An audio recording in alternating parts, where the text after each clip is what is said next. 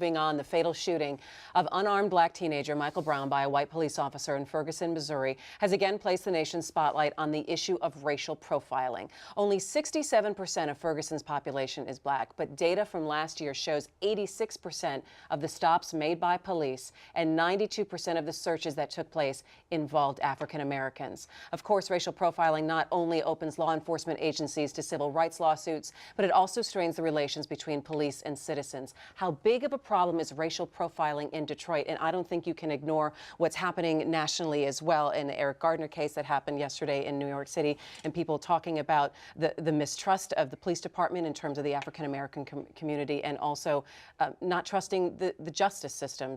But before we jump into, I think, the larger conversation of that, let's talk about what's happening here in Detroit and what kind of programs we're seeing in terms of community policing and what kind of relationships we're seeing with police in the community. I'm going to start with you, Nolan. Well, I think Chief Craig recognizes the importance of building trust between the department and the citizens, the police and the community. You can't look, I mean, you have to look at cops, and cops have to look at their jobs as protecting and serving. They're not there to control. They're not there to guard. These people aren't inmates. And if you look at Ferguson, 53 members of that police department, 50 of them are white in a city that's 2/3 black. That's not how you build trust between a department and a community. And I think Greg is very, very aware of the need to have that trust in place, those relationships in place, so that when something like this happens, and there will inevitably be conflict between police and citizens, but when it happens, people don't blow up and say, see, this is indicative of a larger problem. If you have the trust in place, you can take time, you get the benefit of the doubt and the time to sort through what actually happened. And trust is something that you can't very easily measure. Right. Stephen. No, it's not. Although I think one measurement here is how infrequently we see this kind of reaction to police-involved shootings, which we have. We have those all the time in Detroit. Someone was telling me about a recent shooting on the west side, a police-involved shooting, that they were fearful that some folks in the neighborhood were starting to get really upset about and talking about making a big deal about it. So the chief dispatched the community relations officers over there immediately to go talk and listen to people, explain what happened, deal with the thing before it blows up into a major incident. And I think that's the kind of activity that does put you in a different place than someplace like Ferguson or someplace like New York. Also remember, this is a department that can really pat itself on the back about that. Just 10 years ago, they were looking at federal oversight for this kind of problem. I mean, you used to have a lot of abuse in the police department here, a lot of civil rights violations.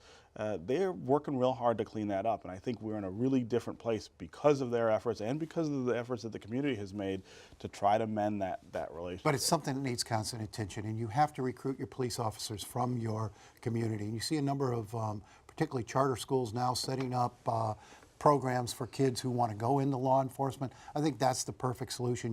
You hire your police from your community, and they have a better understanding of the people they're serving there, and there's more trust when there's familiarity. But you bring a whole lot of people into this Detroit Police Department who didn't live here, didn't grow up here, don't understand the community, you're going to have the same kind of problems. Let's look at the big picture, though, that there is a general mistrust between the African-American community and law enforcement. And a lot of this and a lot of the concern is now bubbling up in the last 2 weeks. And people say now is the time for a true conversation about race and talking about dealing with the police department. What does a true conversation really look like? I never know what that means when we say that. I mean, I'm as frustrated as anybody. I mean, as the father of a brown-skinned boy who's starting to look like a teenager. These kids who are being shot by the cops, these incidents say to me that his life is not going to be valued, is not valued the same as everybody else's. So this is real stuff, and I think a lot of parents are very, very fearful for very good reasons. I think it's always a policy question, and like what Nolan was saying, what does the police force look like? How are they trained? What's the relationship between them and the community? Those are the things that you got to focus on I think talking about race is important. We don't do it enough. We don't acknowledge the lingering racial problems that we have in this country. But I think the more practical end of that is just dealing with this is a police problem. Yes. This is an authority problem that is aggravated by race, and there are things we can do to pull the cops back and repair the way that they deal with people. I think that's the key here. I mean, we can set out and say, oh gosh, we're going to solve the racial divide in America, or we're going to deal with a specific problem. You mentioned the Staten Island case with this Eric Garner yesterday. I mean, the police seem to feel a need to react in that incident instead of just letting this guy blow out. I mean, he wasn't threatening anybody. He didn't appear to be hurting anybody. He was just standing there yapping. And, what would it have taken maybe to wait another 20 minutes till he burned himself out and sat down, Right. Instead, they sort of grabbed him and tried to bring him down. And yeah, again, if you get in a physical confrontation with police, chances are you're going to lose. And it's a stupid thing to do, but there was no reason to provoke that one.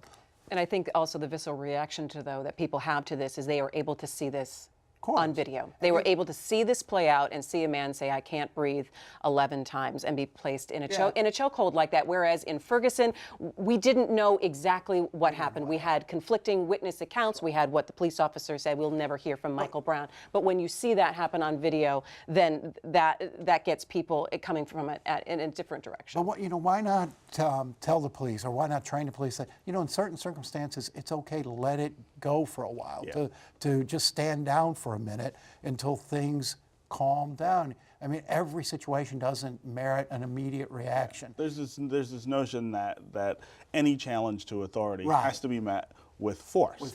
And I think that's not just among the New York police or the Ferguson police. That's a comp thing.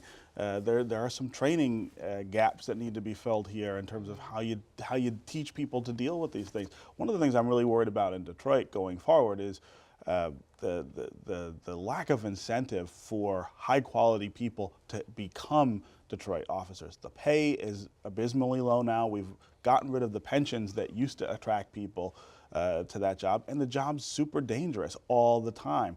So what kind of people are you really going to attract to that profession?